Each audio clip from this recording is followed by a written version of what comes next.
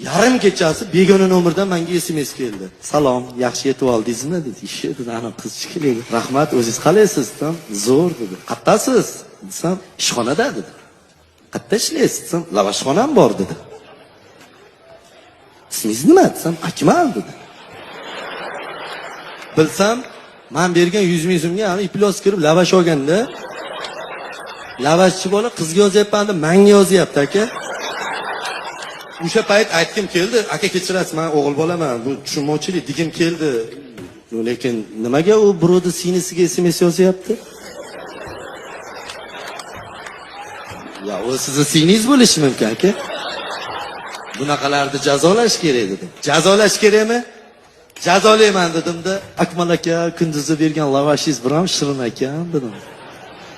Dugonam bilan o'tirdik, stipendiyamiz chiqmagan, bo'lmasa yana ikkita lavash zakaz qilardi desam, lakatsa tashlayin dedi. Lo'q.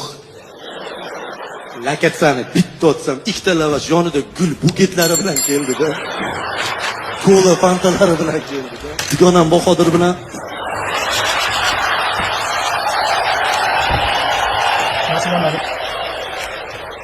shunaqa yotdi. Dugonam qattanmi deydi. Akmal akamdan. Tushuntirib berdim, asaqa. Endi opa ani bola bilan shunaqa gaplashyapmiz. Yo, qizlarga mazza ekan, yigitingiz bo'lsa boshqacha ekan. Shu darajada yaqin bo'lib ketdi. Yozmasa o'zim yozadigan bo'lib qoldi. Akmal aka yozyapti. Siz nima so'ramabman? Elmira dedi. Nima qilyapsiz deydi. Uyda bir o'zim desam, qana kiyim. Qo'la kelib, o'zingiz yozgan kitobni o'zingiz o'qib berishadi. Lyamka bilan shortida dedim.